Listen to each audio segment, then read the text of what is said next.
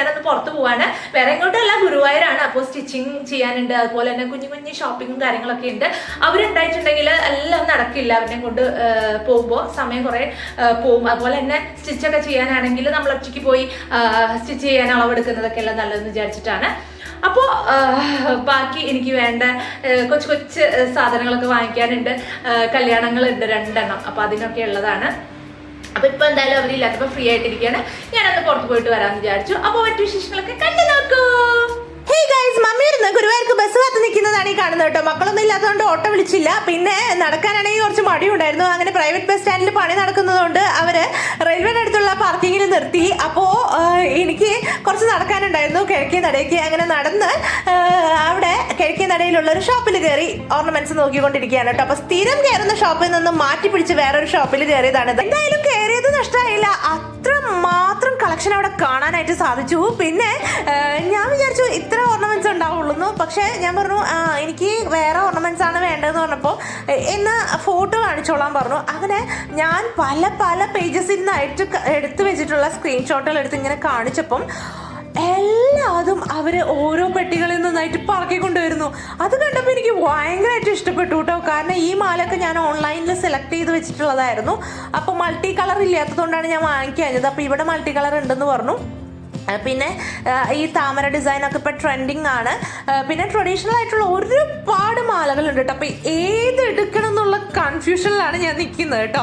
അപ്പോൾ ഞാൻ വിചാരിച്ചു ഓരോന്നോരോന്ന് വെച്ച് നോക്കാം. നമ്മളിപ്പോൾ ഓൺലൈനിൽ നിന്നൊക്കെ പർച്ചേസ് ചെയ്യുമ്പോൾ അത് നമുക്ക് വെച്ച് നോക്കി എടുക്കാനുള്ള ഒരു ഓപ്പർച്യൂണിറ്റി ഇല്ലല്ലോ. അപ്പോൾ ഇവിടെ നമ്മൾ വെച്ച് നോക്കുമ്പോൾ നമ്മുടെ സ്കിൻ ടോണിന് മാച്ച് ആവുന്നുണ്ടോ എന്നൊക്കെ അറിയാൻ സാധിക്കും. അങ്ങനെ ഞാൻ എല്ലാതും വെച്ച് നോക്കിയപ്പോൾ അവർ പറഞ്ഞു ചേച്ചിക്ക് ഇഷ്ടമുള്ളത് വെച്ച് നോക്കിക്കോളം പറഞ്ഞ് അവർ അത്രയും എടുത്തിട്ട് വന്നു കേട്ടോ.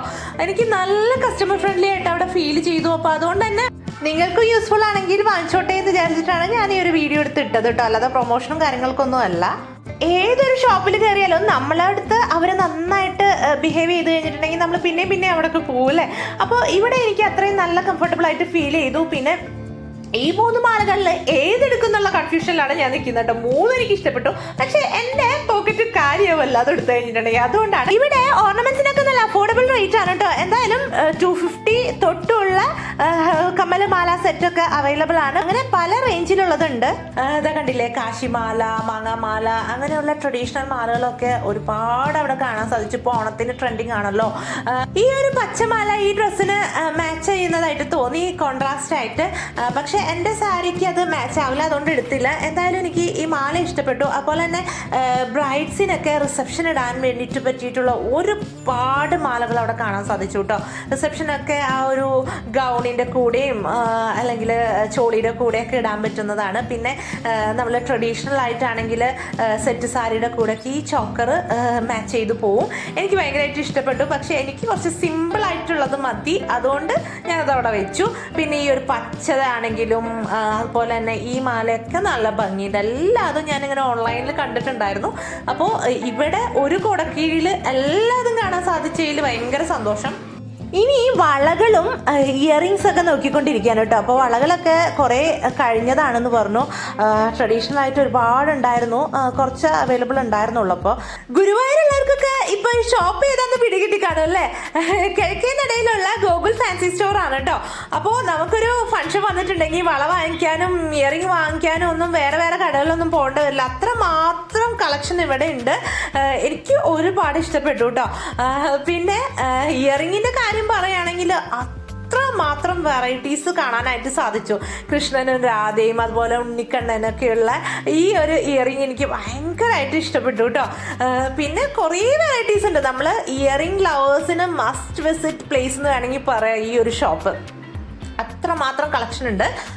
നമ്മൾ ലേഡീസ് ഫാൻസി സ്റ്റോഴ്സിലൊക്കെ കയറി കഴിഞ്ഞാൽ സമയം പോണത് അറിയില്ല കേട്ടോ.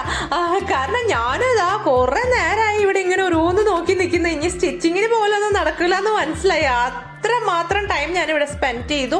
അപ്പോൾ ഇനി ഗുരുവായൂർ വരുമ്പോൾ കിഴക്കേനടയിലുള്ള ഗോകുൽ ഫാൻസി സ്റ്റോഴ്സ് ഒന്ന് വിസിറ്റ് ചെയ്ത് നോക്കൂ കേട്ടോ. പിന്നെ ഈ വീഡിയോ കണ്ടുകൊണ്ടിരിക്കുന്നതിൽ ഓൾറെഡി ഈ ഷോപ്പിൽ പോയിട്ടുള്ളവരുണ്ടെന്നുണ്ടെങ്കിൽ നിങ്ങളുടെ അഭിപ്രായം ഒന്ന് കോമൻറ്റ് ബോക്സിൽ തന്നെ അറിയിക്കണേ. ഗൈസ്, അപ്പം ഞാൻ ഷോപ്പിംഗ് ഒക്കെ കഴിഞ്ഞു. ഞാൻ കുറേ മാലകളൊക്കെ കണ്ടപ്പോൾ എക്സൈറ്റഡ് ആയിരുന്നു. അപ്പോൾ ഒക്കെ കണ്ടു നിന്നപ്പം കുറച്ച് ടൈം വൈകി പോയി. അപ്പോൾ ഇനി സ്റ്റിച്ചിങ്ങിന് കയറാൻ സമയമില്ല, നാളെ കൊടുക്കാമെന്ന് വിചാരിച്ചു.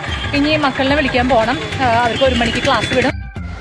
അപ്പോൾ ഗൈസ്, ഞാനിങ്ങനെ അമ്പലനടയിൽ കൂടെയൊക്കെ ഇങ്ങനെ കറങ്ങി അവരെ വിളിക്കാനായപ്പോൾ തിരിച്ചു പോയിക്കൊണ്ടിരിക്കുകയാണ്.